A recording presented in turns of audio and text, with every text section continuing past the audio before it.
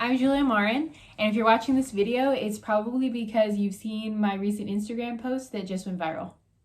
If you haven't seen the post, it's about my experience going to a gym where I went to work out in sports bra and leggings, and I was asked to leave because I wasn't wearing a shirt on top of my sports bra. So I really wanted to make this video to kind of address some of the comments and any questions or things that have been said over the past couple of weeks, and we can talk about it all right here. And the first question that I want to address is the one where people keep asking me what gym it was at. And for a few reasons that are very solid, I'm not going to tell you what gym it was at. So here's why. It's really for a couple of reasons, okay? So one being that it's a small business and it's not really fair for me to decide somebody's livelihood. And I know what a few people have said, right? Because a few of you have been like, well, if you don't name the gym, then this policy will stay in place, nothing will ever change, and more women will be asked to leave the gym. And while I do believe that this is true and incredibly unfortunate, it's not really fair to penalize one gym for something that is not an isolated problem. This happens all over the place. And a lot of you have told me that in the comments and messages and all these things, like, oh my God, this has happened to me too. Why is this such a problem? So the second reason is because naming the gym is just going to increase the drama around the incident and take away from the thing that is actually the problem, which is that women just don't feel as comfortable in the gym as men do. So to give you a little bit of backstory, I've only been working out in gyms for the past couple of years, but in my experience, there has been like this overwhelming, silent understanding that women just don't work out in gyms in only their sports bras. So for me, I only started working out in only my sports bra a few months ago because I realized that there was no dress code around it and I wasn't like technically breaking any rules. It was just that you don't really see it a lot.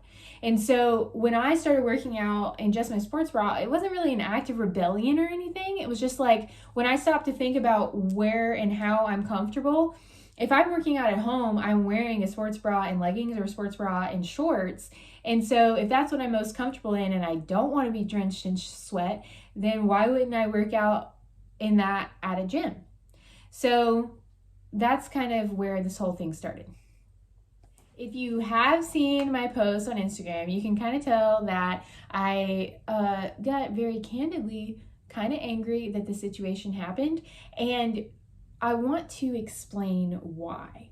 So I think that a lot of people have mistaken it. Actually, I know that they have because I've read some of the comments that I am kind of being a little bit bratty because it's like I am just complaining just because I can't wear a sports bra, like big deal, right? So that's not the problem though. My main problem with it, well, one, I want to be comfortable when I work out and I don't understand why somebody else should be able to tell me how I'm comfortable. But another one is that when I was growing up, I was very soft-spoken and very timid and shy and insecure. And then it took a lot for me to get to the person who I am today, which, if you can tell, is very outspoken and very confident.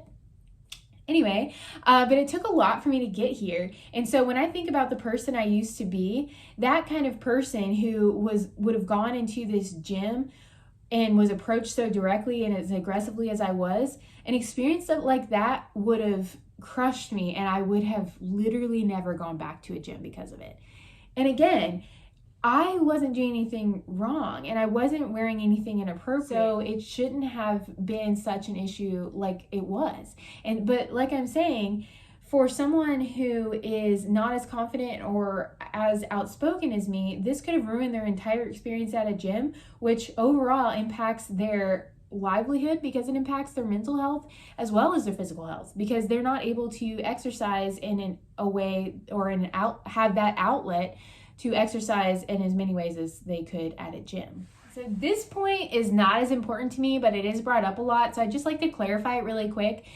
The gym that I went to, there was no dress code in the contract. So a lot of people have been telling me, oh my God, why don't you just follow the dress code? You have to follow dress code in a restaurant or whatever. The problem is that there was no dress code. And I was approached when I had signed a contract that did not have a dress code in it, and then I was approached after I was working out in the gym telling me that I had to leave unless I put a shirt on. So that is the problem. It's not just that there is a dress code, which is obviously the overall main issue, but then you add to that by it not even being written anywhere or in a policy. Over this whole thing, my biggest and main point that I would like to get across is that I've seen a lot of comments that have just said, oh, well, this didn't happen, and oh, you're just attention seeking or whatever.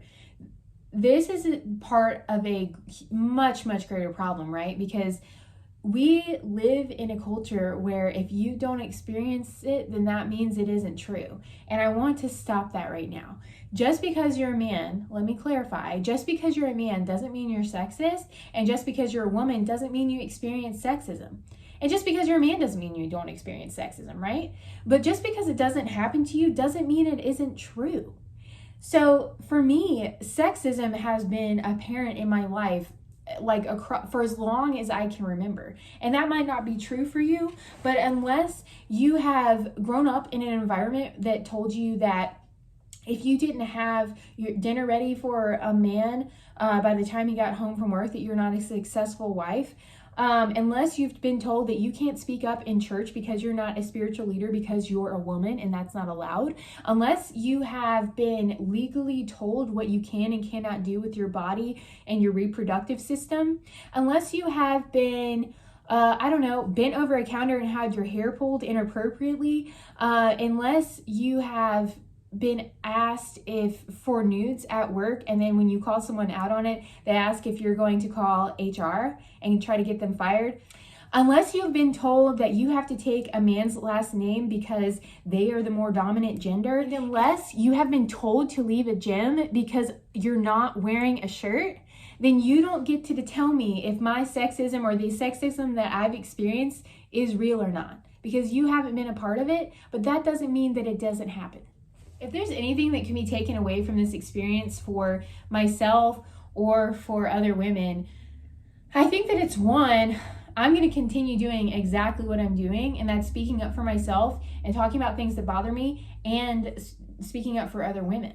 And I think that when people, kind of look at this issue, they're like, oh, this is not a big deal. It's just a sports bra in a gym, whatever, get over yourself. It's not. The reason that this is such a problem is because when you think about what is marketed towards women, right? You think about, as far as the gym goes, you think about weight loss and you think about slimming down. You never really talk about women gaining strength or becoming more confident or becoming stronger or increases in mental health.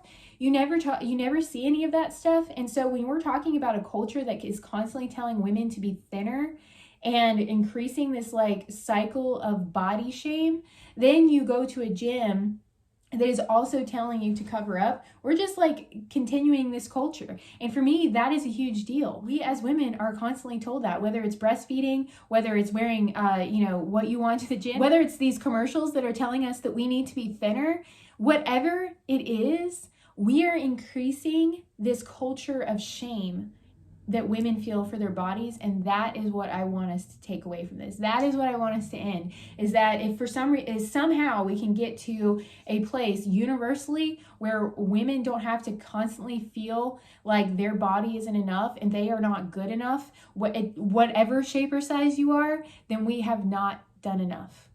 And that's where I'll end.